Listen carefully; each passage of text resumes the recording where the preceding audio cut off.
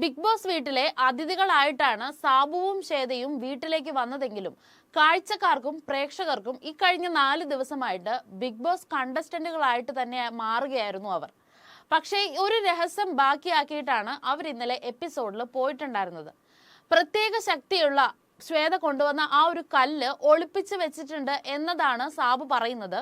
അവസാന നിമിഷവും ക്ലൂ കൊടുത്തിട്ട് നനവുള്ള ഒരു സ്ഥലത്തുണ്ട്, വെളിച്ചമില്ലാത്ത സ്ഥലത്താണ് എന്നുള്ള തരത്തിൽ ഒരു ക്ലൂ കൊടുത്ത് അതിനു മുമ്പ് ഒരുപാട് ക്ലൂകൾ ആ വീട്ടിലുള്ളവർക്ക് കൊടുക്കുകയും ആ വീടിനെ ഒന്ന് ഓണാക്കി എടുക്കുകയും ഈ ഒരു ഗെയിമിലെ ഒരു ഇൻട്രസ്റ്റിംഗ് ഫാക്ടേഴ്സ് കൊണ്ടുവരികയൊക്കെ ചെയ്തിട്ടുള്ളത് ഇവർ തന്നെയായിരുന്നു.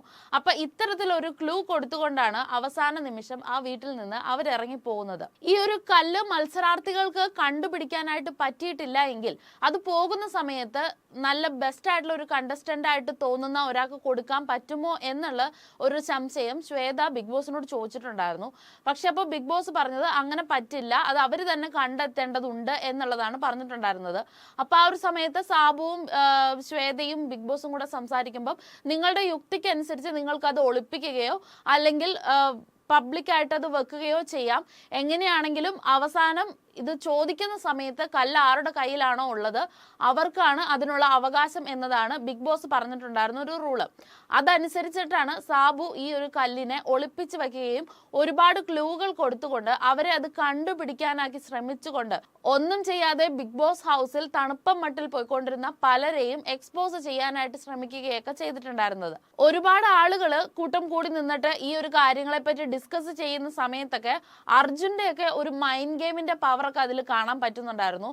അർജുനൊക്കെ ചിന്തിക്കുന്ന ഒരു രീതി, അർജുൻ ആ ഒരു കല്ലിനെ പറ്റിയിട്ട് ഡിസ്കസ് ചെയ്യുമ്പോൾ പറയുന്നുണ്ടായിരുന്നു, ഞാൻ ആ കല്ല് എടുക്കാനായിട്ട് ശ്രമിക്കും, പക്ഷെ ആ കല്ല് കിട്ടിക്കഴിഞ്ഞാൽ ഞാൻ ചിലപ്പോൾ ഏറ്റവും വീക്ക് ആയിട്ടുള്ള ഒരാൾക്ക് അത് കൊടുക്കാൻ ശ്രമിക്കും.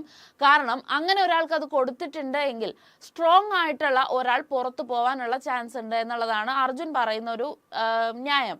അതായത് ആ വീട്ടിൽ ഉള്ളതിൽ ഏറ്റവും വീക്കായിട്ടുള്ള ഒരാൾക്ക് അത് കൊടുക്കുമ്പോൾ സ്ട്രോങ് ആയിട്ടുള്ള ഒരാൾക്ക് പുറത്തേക്ക് പോകാനുള്ള ഒരു ചാൻസ് അവിടെ കിട്ടുകയാണ്. അപ്പൊ അതുകൊണ്ട് ചിലപ്പോൾ അവർക്കത് പോവേണ്ടി വരും. വീക്കായിട്ടുള്ളവർക്ക് നിന്നാലും അവസാനമൊക്കെ ആകുമ്പോഴത്തേക്കും ഇവർക്ക് എതിരാളികളായിട്ട് വീക്ക് കണ്ടസ്റ്റന്റുകൾ വരുമ്പോൾ കുറച്ചും കൂടെ ഈസി ആയിരിക്കും എന്നതാണ് അർജുന്റെ ഭാഗത്തു നിന്ന് പറയുന്ന ഒരു ഇത്. പക്ഷേ ആ ഒരു വീടിനുള്ളിൽ ഉള്ള ആളുകൾ അനലൈസ് ചെയ്യുന്ന വീക്കും സ്ട്രോങ്ങും അല്ല പുറത്തുള്ള പ്രേക്ഷകർ അനലൈസ് ചെയ്തുകൊണ്ടിരിക്കുന്നത്. ആ വീടിനുള്ളിൽ ഏറ്റവും സ്ട്രോങ് ആയിട്ട് നിൽക്കുന്നവരെ പോലും പുറമേയുള്ള പ്രേക്ഷകർ വീക്കായിട്ട് കണക്ക് കൂട്ടുന്ന ഒരു സിറ്റുവേഷനാണ് ഇപ്പൊ നിലവിലുള്ളത്. എന്താണെങ്കിലും ബിഗ് ബോസ് സാബുവിനോടും ശ്വേതയോടും ഒരുപാട് നന്ദിയുണ്ട്, വന്നതിനും ഈ കണ്ടസ്റ്റന്റുകളെ ഇത്രയും ഊർജ്ജസ്വലമാക്കിയതിനൊക്കെ നന്ദിയുണ്ടെന്നൊക്കെ പറയുന്ന സമയത്ത് ഇത് കാണുന്ന പ്രേക്ഷകർക്കും ആ ഒരു ഫീല് കിട്ടുന്നുണ്ടായിരുന്നു.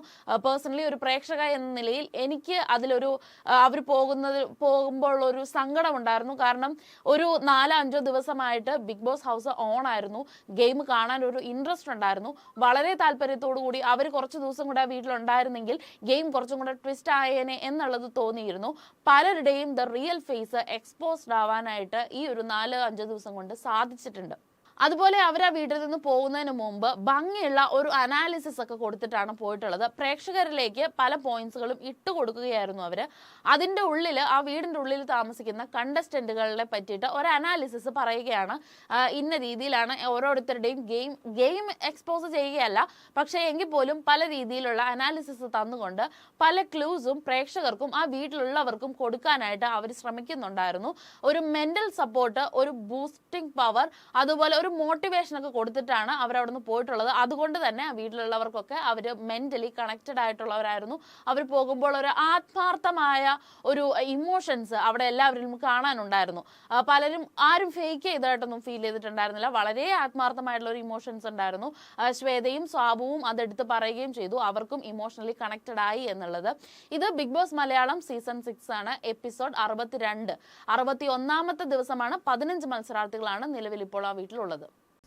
എപ്പിസോഡിന്റെ അനാലിസിസിലേക്ക് വരുമ്പോൾ അവിടെ കല്ല് തപ്പിക്കൊണ്ടിരിക്കുകയാണ് എല്ലാവരും കൂടെ ചേർന്നിട്ട്. തുടക്കം മുതൽ കല്ല് തപ്പുന്ന എല്ലാം വീട് മറിച്ചിട്ട് തപ്പാന്ന് പറഞ്ഞ സെറ്റൊക്കെ പൊളിച്ചെടുത്തിട്ട് തപ്പുന്നുണ്ടായിരുന്നു. പുറത്തെ ഗാർഡൻ ഏരിയയിലെ കാർപ്പറ്റൊക്കെ മാറ്റിയെടുത്ത് നോക്കുക, അല്ലെങ്കിൽ അവിടെ ജിമ്മിന്റെ ഭാഗത്ത് യൂസ് ചെയ്തുകൊണ്ടിരിക്കുന്ന മെഷീൻസ് ഒക്കെ തിരിച്ചിട്ട് നോക്കുക, ഇതൊക്കെ തന്നെയായിരുന്നു അവിടെ ചെയ്തുകൊണ്ടിരുന്നത്. ഒരുപാട് പ്രഡിക്ഷൻസും ക്ലൂസ് ഒക്കെ വരുന്നുണ്ട്, അവിടെ ഉണ്ടാകും ഇവിടെ ഉണ്ടാകും എന്നൊക്കെ പറഞ്ഞുകൊണ്ട് ഇങ്ങനെ ഇതാക്കുന്നുണ്ടായിരുന്നു. ഈ സമയത്ത് സാബുവും ശ്വേതയും പലതരത്തിൽ അവരും ഡിസ്കസ് ചെയ്യുന്നുണ്ടായിരുന്നു. നമുക്ക് ഈ ഗെയിമിന് ഇങ്ങനെ തിരിച്ചുവിടാം, അങ്ങനെ തിരിച്ചുവിടാം എന്ന് പറഞ്ഞിട്ട് വളരെ ഇൻട്രസ്റ്റിംഗ് ആയിട്ട് തന്നെയായിരുന്നു ആ ഒരു ഭാഗമൊക്കെ പൊയ്ക്കൊണ്ടിരുന്നത്. അതുപോലെ പ്രേക്ഷകരുടെ ഭാഗത്തു നിന്ന് സാരി ഉടുക്കാനായിട്ട് ആരെയാണ് വേണ്ടത് എന്ന് ചോദിക്കുമ്പോൾ ഋഷിയാണ് എന്നതാണ് അവിടെ പറയുന്നത്. അതിനുശേഷം ഋഷിക്ക് ആ ഒരു ടാസ്ക് കൊടുക്കുന്നു. ഋഷി സാരിയൊക്കെ ഭംഗിയായിട്ട് ചുറ്റി ഡാൻസ് ഒക്കെ കളിച്ച് നടക്കുന്നുണ്ട്. ആ സാരി ഉടുത്തുകൊണ്ടൊരു പെർഫോമൻസ് ഒന്നും ഋഷിയുടെ ഭാഗത്തു നിന്ന് ഉണ്ടായിട്ടില്ല. പക്ഷെ കുറച്ച് ഡാൻസ് മൂവ്മെന്റ്സ് ഒക്കെ കാണിച്ചു കൊണ്ടിട്ട് ഋഷി ഇങ്ങനെ പോകുന്നുണ്ടായിരുന്നു. പിന്നെ സാബു മാക്സിമം എല്ലാവരെയും വട്ടാക്കാനായിട്ട് ശ്രമിക്കുന്നുണ്ട്.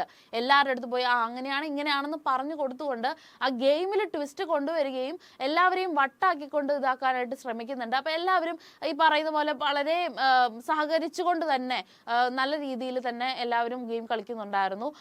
സാബു പോകുന്നതിന്റെ ഒക്കെ പുറകെ ആയിട്ട് നന്ദനയൊക്കെ നടക്കുന്നുണ്ട്. കാരണം സാബു ചേട്ടൻ എവിടെയാണോ പോയി നോക്കുന്നത് അവിടെ ചിലപ്പോൾ അത് കാണും എന്നുള്ള രീതിയിൽ ഇങ്ങനെ പറഞ്ഞുകൊണ്ടിട്ട് അവരത് ചെയ്യുന്നുണ്ടായിരുന്നു. അതുപോലെ എനിക്കതിൽ ഏറ്റവും രസകരമായിട്ട് തോന്നിയെന്ന് വെച്ചാൽ മഴ പെയ്തിരുന്നു ബിഗ് ബോസ് ഹൗസിൽ. മഴ പെയ്ത സമയത്ത് ബിഗ് ബോസിന്റെ ഒരു അനൗൺസ്മെന്റ് വരികയാണ്, മഴ ആരും കൊള്ളാൻ പാടില്ല എന്ന് പറഞ്ഞിട്ട്. മഴ പെയ്തപ്പോൾ തന്നെ എല്ലാവരും പുറത്തു പോയി അത് നനയാനൊക്കെ ആയിട്ട് ഭയങ്കര സന്തോഷത്തോടെ പോയി നിൽക്കുകയാണ്. അപ്പോൾ ആ ഒരു സമയത്ത് ഈ ഒരു അനൗൺസ്മെന്റ് വന്ന സമയത്ത് എനിക്ക് പേഴ്സണലി തോന്നിയത് ഇത്തവണത്തെ ബിഗ് ബോസ് സീസണിൽ ഒരുപാട് ആളുകൾ ഹെൽത്ത് ഇഷ്യൂസ് പറഞ്ഞിട്ട് പുറത്തു പോയിട്ടുണ്ട്. ഇനിയിപ്പോൾ 15 പേരുള്ളതിൽ ഇനി ഒരു പുറത്തു പോക്കോ അല്ലെങ്കിൽ ഒരു വൈൽഡ് കാർഡ് എൻട്രി ഒന്നും സാധ്യമല്ല എന്നുള്ളത് കൊണ്ടിട്ടും അവരുടെ ആ ഒരു ആരോഗ്യത്തെ കെയർ ചെയ്യേണ്ടത് ബിഗ് ബോസ് ക്രൂവിന്റെ അത്യാവശ്യമാണ് എന്നുള്ളത് കൊണ്ടും ബിഗ് ബോസ് അത്തരത്തിലൊരു അനൗൺസ്മെന്റ് ചെയ്യുന്ന ഒരു സാഹചര്യമൊക്കെ ഉണ്ടാവുന്നുണ്ടായിരുന്നു. 2-3 തവണ അനൗൺസ് ചെയ്തു, നിങ്ങൾ ഒരിക്കലും മഴ നനയരുതെന്ന്. അത്രത്തോളം ബിഗ് ബോസ് ക്രൂ മൊത്തത്തിൽ ആ ഒരു വിഷമത്തിലായിരുന്നു ഉള്ളതെന്ന് തോന്നിപ്പോയി. പിന്നെ ഗസ്റ്റുകൾക്ക് പോകാൻ സമയമായി എന്നൊക്കെ പറയുന്ന സമയത്ത് എല്ലാവർക്കും ഭയങ്കരമായിട്ടുള്ള ഇമോഷൻസും വിഷമങ്ങളും, ആരും പോവണ്ട എന്നുള്ള രീതിയിലുള്ള റെസ്പോൺസും കേട്ടിരിക്കുന്ന പ്രേക്ഷകർക്കും അത് തോന്നിപ്പോ ഇത്ര വേണ്ടായിരുന്നു, 2 ദിവസം കൂടെ ഉണ്ടായിരുന്നെങ്കിൽ എന്ന് തോന്നുന്ന ഒരു ഫീൽ ഉണ്ടായിരുന്നു. അത്രത്തോളം ആ പ്രേക്ഷകർക്ക് അക്സെപ്റ്റൻസ് കൊടുത്തിട്ടുണ്ട് പ്രേക്ഷകർ അവർക്ക് വേണ്ടിയിട്ട് എന്ന് തോന്നിപ്പോയി. അതേപോലെ സാബു അവിടെ പറഞ്ഞൊരു സ്റ്റേറ്റ്മെന്റ് ഉണ്ട്. സാബു പറഞ്ഞു, ഞാൻ മാക്സിമം എൻ്റെ ഇമോഷൻസ് പുറത്ത് കാണിക്കാതിരിക്കാൻ ശ്രമിക്കാറുണ്ട്. ഞാനത് ചെയ്യുന്നത് എന്താണെന്ന് വെച്ചാൽ പിന്നീട് എപ്പോഴെങ്കിലും എനിക്കെതിരെ ആ ഒരു ഇമോഷൻസിനെ യൂസ് ചെയ്യാൻ പാടില്ല എന്നുള്ളത് കൊണ്ടിട്ടാണ് ഞാനത് ചെയ്യുന്നത് എന്ന് സാബു അവിടെ പറയുമ്പോൾ അത് ആ വീട്ടിലുള്ള 2-3 പേർക്കുള്ള ക്ലൂ ആയിട്ട് എനിക്ക് തോന്നിയിരുന്നു. പേഴ്സണലി എനിക്കത് ഫീൽ ചെയ്തിരുന്നു. കാരണം അവിടെ ജാസ്മിനും നോറയൊക്കെയാണ് എപ്പോഴും ചെറിയ കാര്യങ്ങൾക്ക് കരയുകയും ഇമോഷൻസിനെ എക്സ്പ്രസ് ചെയ്യുകയൊക്കെ ചെയ്യുന്നത്. എസ്പെഷ്യലി ജാസ്മിൻ ഇപ്പം ഈ ഒരു കുറച്ച് നാളുകളായിട്ട് പെട്ടെന്ന് കരയുകയും ട്രിഗേർഡ് ആവുകയും ഒക്കെ ചെയ്യുമ്പോൾ അപ്പോൾ ആ ഒരു ഇമോഷൻസിനെ പുറത്ത് കാണിക്കുമ്പോൾ അത് മറ്റൊരു അവസരത്തിൽ ഒരു ജയിൽ നോമിനേഷന്റെ കാര്യം വരുമ്പോഴോ അല്ലെങ്കിൽ ഒരു എവിക്ഷന്റെ കാര്യം വരുമ്പോഴോ ഈ ഒരു എലമെന്റ്സിനെ എടുത്തിട്ടുകൊണ്ട് പലപ്പോഴും ജാസ്മിനെ നോമിനേറ്റ് ചെയ്യുന്ന ഒരു പ്രക്രിയ കണ്ടുവരുന്നുണ്ട്. അപ്പം അതിനൊക്കെ വേണ്ടിയിട്ടുള്ള ഒരു ഇൻഡയറക്റ്റ് ആയിട്ടുള്ള ഒരു ക്ലൂ ആണ് സാബു കൊടുത്തത് എന്നതാണ് ഞാൻ മനസ്സിലാക്കുന്നത് അതിൽ നിന്നും. ഗസ്റ്റുകൾ 2 പേര് പോയതിനു ശേഷം വീണ്ടും ആ കല്ലിന് വേണ്ടിയിട്ടുള്ള തകൃതിയായിട്ടുള്ള തെരച്ചിലുകളൊക്കെ നടക്കുകയായിരുന്നു. ഫ്രിഡ്ജിലായിരുന്നു ആ സാധനം ഉണ്ടായിരുന്നത്. ആദ്യം അത് എവിടെയായിരുന്നു, സാബു അത് എവിടെയാണ് ഒളിപ്പിച്ചത് എന്നുള്ളത് ലൈവിലും കാണിച്ചിട്ടുണ്ടായിരുന്നില്ല. പക്ഷെ എപ്പിസോഡിൽ വന്നപ്പം അത് കണ്ടുപിടിച്ചതിന് ശേഷമാണ് ഇപ്പൊ ഈ ക്ലൂ അനലൈസ് ചെയ്ത് നനവുള്ളിടത്ത് അല്ലെങ്കിൽ വെളിച്ചമില്ലാത്തടത്ത് എന്നുള്ള ക്ലൂവിനെ അനലൈസ് ചെയ്ത് അത് ഫ്രിഡ്ജ് ആണോ എന്നുള്ള ഡൗട്ട് പ്രകാരം അർജുൻ അവിടെ പോയി തപ്പുന്ന സമയത്ത് സായി വന്നിട്ട് അത് അങ്ങനെയൊന്നും ആയിരിക്കില്ല എന്ന് പറഞ്ഞ് സായിക്ക് ഒട്ടും ഒരു ഇതില്ല. പക്ഷെ വെറുതെ വന്ന് തപ്പിയപ്പോൾ ഒരു പാത്രത്തിന്റെ ഉള്ളിൽ അത് ഇരിക്കുന്നത് സായി കാണുകയും സായി അത് എടുക്കുകയൊക്കെ ചെയ്ത് നൈസായിട്ട് അവിടെ നിന്ന് തെന്നി മാറി പോകുന്നതൊക്കെ ചെയ്തിട്ടുണ്ടായിരുന്നു. അപ്പൊ സായി അവിടെ പറഞ്ഞ ക്യാമറയുടെ ഫ്രണ്ടിൽ വന്നിട്ട് കല്ല് എനിക്ക് കിട്ടിയിട്ടുണ്ട്, ഞാനിത് ശ്രീരേഖയ്ക്കാണ് കൊടുക്കുന്നത് എന്ന് പറയുമ്പോൾ അഖിൽമാരൊക്കെ മരതകക്കല്ല് എന്ന് പറഞ്ഞ മാണിക്കക്കല്ല് എന്ന് പറഞ്ഞ ടാസ്കിൽ അത് കിട്ടിക്കഴിഞ്ഞപ്പം മനീഷയ്ക്ക് കൊടുത്ത പോലെ അതേ ഒരു റെപ്രസെന്റേഷൻ ഇവിടെ ഫീൽ ചെയ്യുന്നുണ്ടായിരുന്നു. അതേപോലെ തന്നെ ആ ഒരു സ്ട്രാറ്റജി സായി പിടിച്ചതാണോ എന്നുള്ളത് അറിയില്ല. പക്ഷെ എന്തായാലും ശ്രീരേഖയെക്കാളും ഈ ഒരു ഇത് അനലൈസ് ചെയ്ത് കണ്ടുപിടിച്ച അർജുന് കൊടുത്തിരുന്നെങ്കിൽ കുറച്ചും കൂടെ ഡിസേർവിംഗ് ആയിരുന്നു എന്ന് തോന്നിപ്പോയിരുന്നു. ശ്രീരേഖയും നല്ല രീതിയിൽ മുമ്പോട്ട് വരുന്നുണ്ട്. സായിയുടെ പോയിന്റ് ഓഫ് വ്യൂ എന്താണെന്ന് അറിയില്ല. പക്ഷെ എന്തായാലും ശ്രീരേഖയ്ക്ക് കൊടുക്കും എന്നുള്ളതാണ് സായി പറയുന്നത്. അതിനുശേഷം ക്യാപ്റ്റൻസി ടാസ്ക് നടന്നു. ക്യാപ്റ്റൻസി ടാസ്കിൽ നന്ദന കളിച്ച് ജയിച്ചിട്ടുണ്ടായിരുന്നു. നന്ദനയ്ക്ക് ഇപ്പം ആ വീട്ടിലേക്ക് വന്ന നന്ദനയല്ല ഇപ്പോഴുള്ളതെന്ന് ആ വീട്ടിലുള്ളവരും പ്രേക്ഷകരും ഒരുപോലെ വിലയിരുത്തുന്നുണ്ട്. നന്ദനയ്ക്ക് ഒരുപാട് ചേഞ്ചസ് വന്നിട്ടുണ്ട്. കുറച്ചും കൂടെ ഗെയിമിലേക്ക് ഇറങ്ങി വരാനായിട്ട് നന്ദന ശ്രമിച്ചിട്ടുണ്ട്. വന്ന സമയത്തുള്ള ആ ഒരു എന്തൂസിയാസം അല്ല ഇപ്പോഴുള്ളത്. അതുപോലെ ജയിൽ നോമിനേഷൻ വന്നപ്പോഴാണ് ജയിൽ നോമിനേഷനിലേക്ക് പവർ റൂമിന്റെ ഭാഗത്ത് നിന്ന് ഡയറക്റ്റ് എവിക്ഷൻ ആയിട്ട് കൊടുക്കുന്നത് ജാസ്മിനെയാണ്.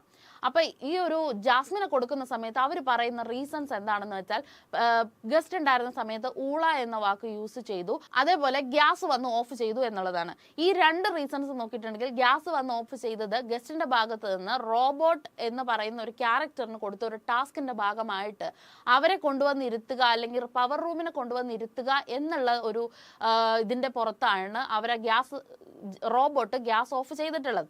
അതേപോലെ റോബോട്ട് എന്ന് പറയുന്ന ഒരു ടാസ്കിനെ ഫണ്ണായിട്ട് മാറ്റാതിരിക്കാൻ വേണ്ടി പവർ റൂം ഇത്തവണ ഒരുപാട് കാര്യങ്ങൾ ചെയ്തിട്ടുണ്ടായിരുന്നു.